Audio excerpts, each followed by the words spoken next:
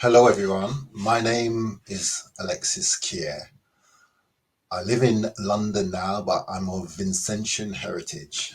My mum and dad came from St. Vincent to the UK, both in 1960, and I was born here. But when I was very, very young, about 10, 11, me, my brother, and sister, we all went back to live in St. Vincent for a while. And like so many Vincentian and Caribbean families, we've always been back to and from back to St. Vincent many, many times. And St. Vincent is a huge part of who I am.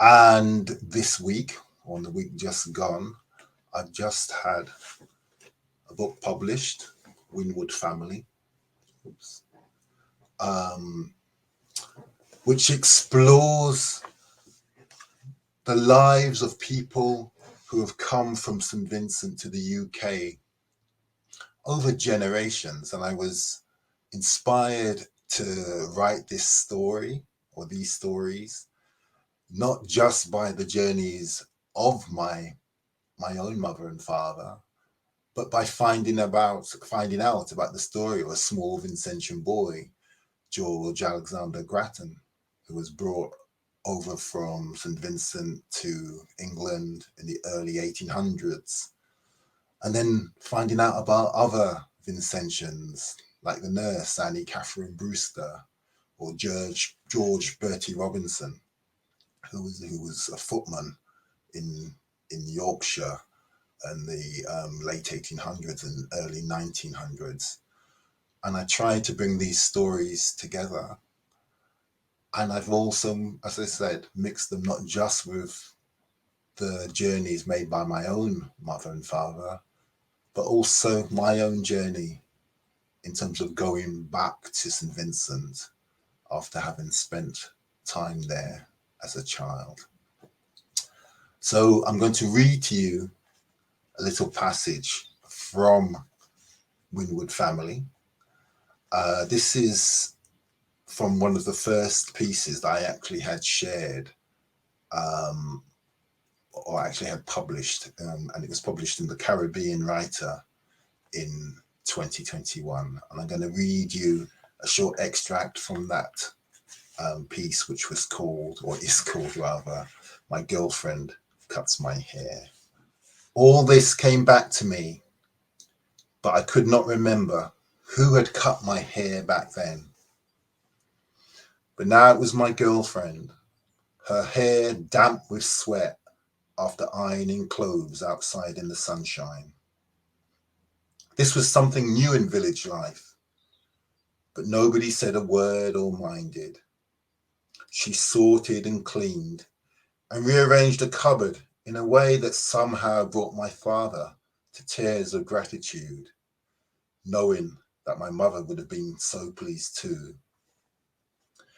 At night, my girlfriend slapped down dominoes with my father's on the porch table and swallowed cold tins of high room, showing full appreciation of the bear, like the Vincentian she was becoming.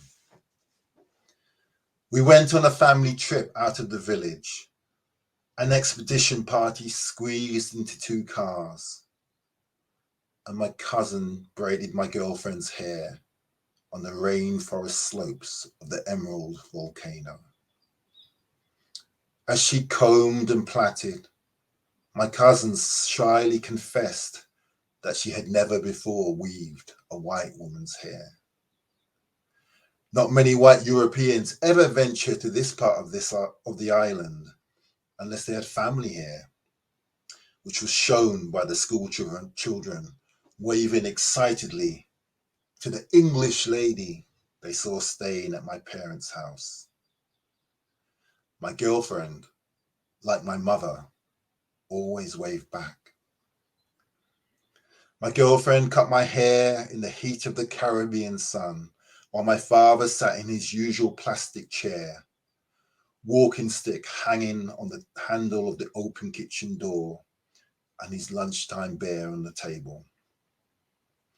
The little portable radio in front of him pinged out the tinny sounds of calypso. The music never really changing, yet somehow always different.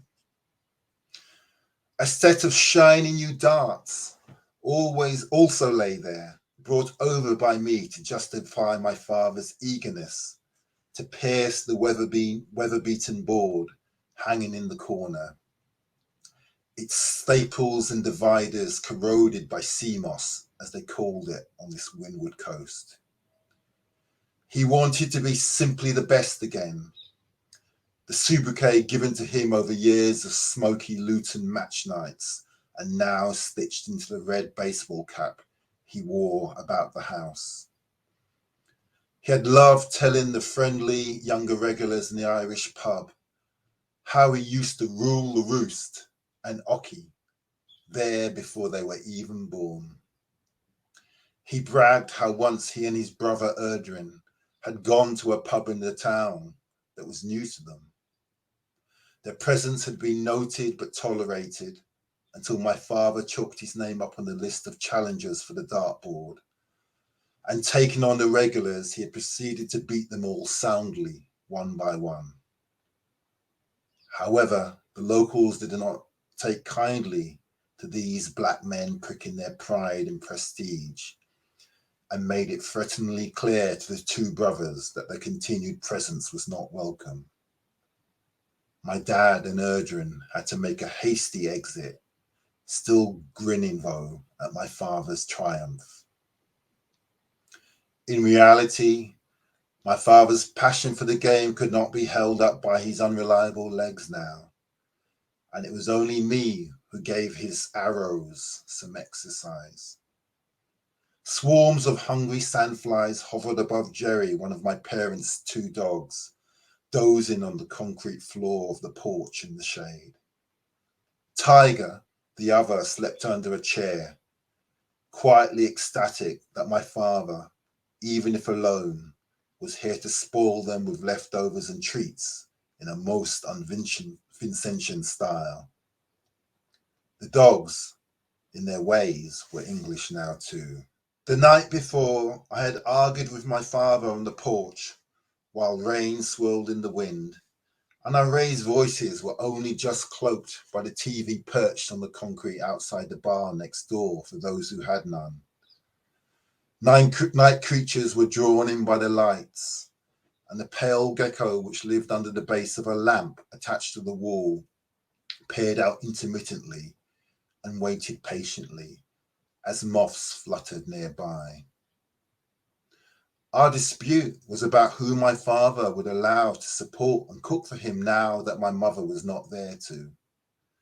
But he never held a grudge, and the next day I cut his hair again, this time thousands of miles away from that Hightown living room where my mother had tried hard not to get involved in the ritual, concentrating on her word search. Now we both had to get used to life without having her there to rescue us. But somehow, as I trimmed and shaved, I still heard my mother chivying me to get a towel to catch the clippings, or laughing and telling my father to stop with his foolishness when he bragged to the world that the hair on his head still grew so strong. Thank you.